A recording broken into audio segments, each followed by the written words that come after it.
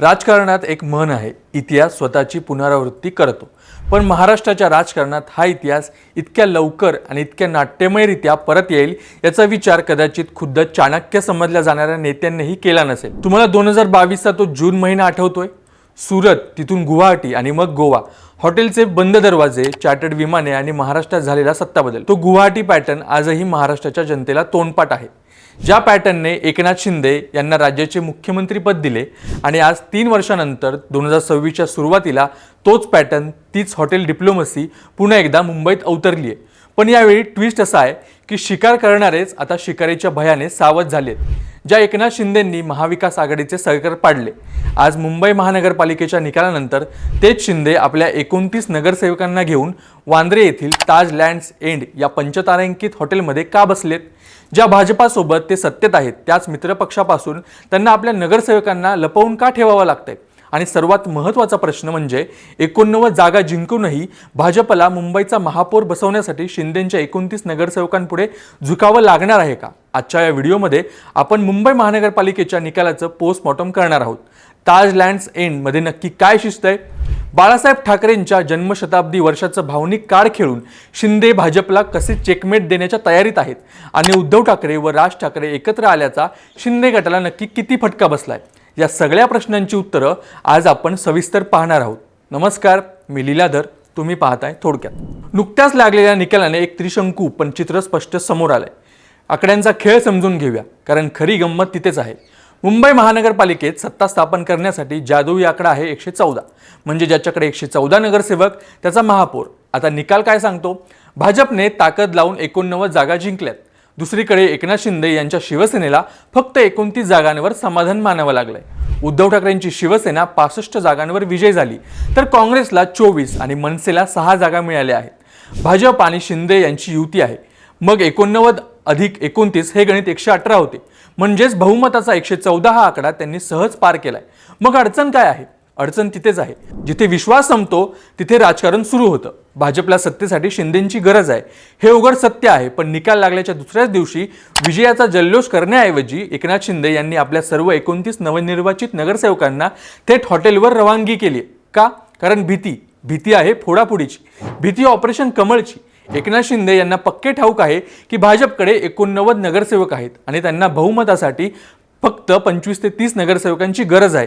जर भाजपला महापौरपद स्वतःकडे ठेवायचं असेल आणि शिंदे यांनी जास्त अटी घातल्या तर भाजप शिंदेंचेच नगरसेवक फोडून आपली सत्ता आणू शकते, अशी एक गुप्त भीती शिंदे गटात आहे. शिंदे गट आता भाजप समोर एक मोठी अट ठेवण्याच्या तयारीत आहे.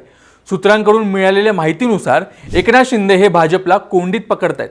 त्यांची मागणी आहे की मुंबईचे महापौरपद, होय, ज्या भाजपने 89 जागा जिंकल्या आहेत त्यांच्याकडे शिंदे फक्त 29 जागांच्या बळावर 2.5 वर्षासाठी महापौरपद मागत आहे.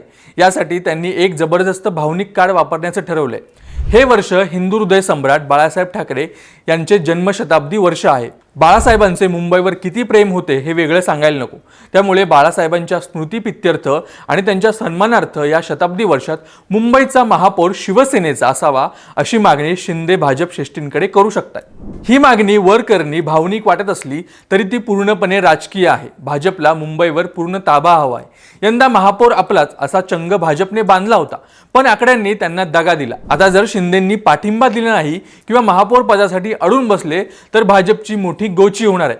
कारण जर शिंदे बाजूला झाले तर तिकडे दुसरी गणिते जुळू शकतात. काँग्रेसचे 24, उद्धव ठाकरेंचे 65, शरद पवारांची राष्ट्रवादी आणि इतर छोटे पक्ष एकत्र आले तर हा आकडा बहुमताच्या जवळ जाऊ शकतो. काँग्रेसची सेक्युलर विचारसरणी आणि ठाकरेंची हिंदुत्ववादी भूमिका यात तफावत जरी असली तरी शत्रूचा शत्रू तो मित्र या न्यायाने जर महाविकास आघाडीने पुन्हा जुळवाजुळव सुरू केली तर भाजप 89 जागा जिंकूनही विरोधी पक्षात बसू शकते. हीच भीती भाजपला शिंदेंच्या मागण्या मान्य करायला भाग पाडू शकतात. दुसरा महत्त्वाचा मुद्दा म्हणजे स्थायी समिती अध्यक्षपद. मुंबई महानगरपालिकेत महापौरपद हे प्रतिष्ठेचं असलं तरी खरी तिजोरीची चावी स्थायी समिती अध्यक्षाकडे असते. शिंदे गट फक्त महापौर पदावर थांबणार नाही तर स्थायी समिती आणि इतर महत्त्वाच्या समित्यांवरही दावा करेल. यामुळे भाजपच्या गोटात प्रचंड अस्वस्थता आहे. देवेंद्र फडणवीस यांनी जरी बाहेरून शांत असल्याचं दाखवलं आणि पळवापळवी होणार नाही असं वक्तव्य केलं असलं तरी आतमध्ये खलबतं सुरू आहेत. फडणवीसांचे वाक्य फार सूचक आहे. ते म्हणाले, आम्ही सर्व निर्णय करणार आहोत. याचा अर्थ असा की रिमोट कंट्रोल अजूनही त्यांच्याच हातात आहे. पण या सगळ्यात एक गोष्ट प्रकर्षाने दिसून आली, ती म्हणजे शिंदे गटाची मुंबईतील कामगिरी. 2017 मध्ये शिवसेना एकसंध होती तेव्हा निवडून आलेले बहुतांश नगरसेवक शिंदे गटासोबत गेले होते. त्यांच्याकडे सत्ता होती, मुख्यमंत्री पद होतं, विकास कामांचा निधी होता, तरीही मुंबईकरांनी शिंदे गटाला नाकारलं आहे असं म्हणायलाच वाव आहे. 84 पैकी बहुतांश नगरसेवक सोबत असूनही शिंदेंना फक्त 29 जागा मिळाल्या. दुसरीकडे नाव आणि चिन्ह नसतानाही उद्धव ठाकरेंनी 65 जागा मिळवल्या. हे आकडे काय सांगतात? राजकीय विश्लेषकांच्या मते मुंबईतील अस्सल मराठी मतदारांनी शिवसेना फोडल्याचा राग या निवडणुकीतून व्यक्त केलाय.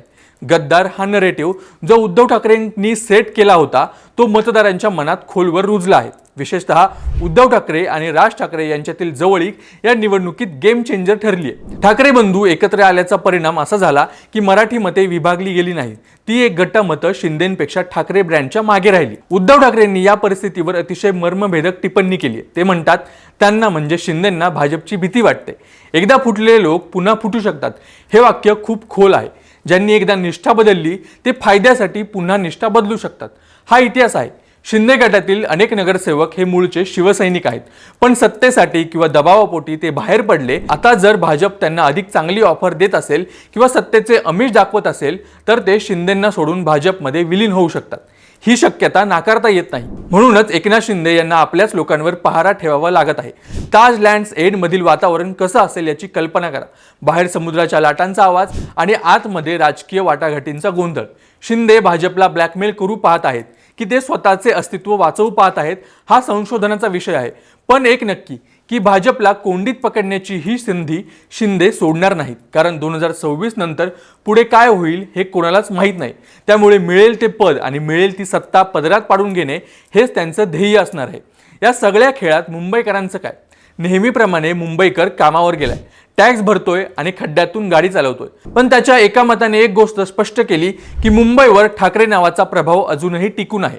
भाजपने कितीही प्रयत्न केले तरी मुंबई महानगरपालिकेवर एक हाती सत्ता मिळवणे त्यांना अजूनही जमलेलं नाहीये. आणि शिंदेंना हे समजलंय की भाजपच्या मदतीशिवाय आणि भाजपला दाबल्याशिवाय त्यांचे राजकारण चालू शकत नाही. आता पुढे काय होणार?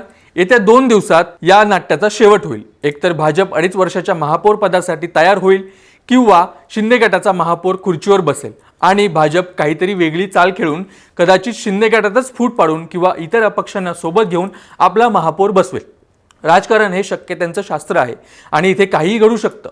पण सद्यस्थितीत तरी मातोश्रीवरून सुटलेला बाण आणि सागर बंगल्यावरील रणनीती यांच्या कात्रीत एकनाथ शिंदे अडकले आहेत असं चित्र दिसतंय.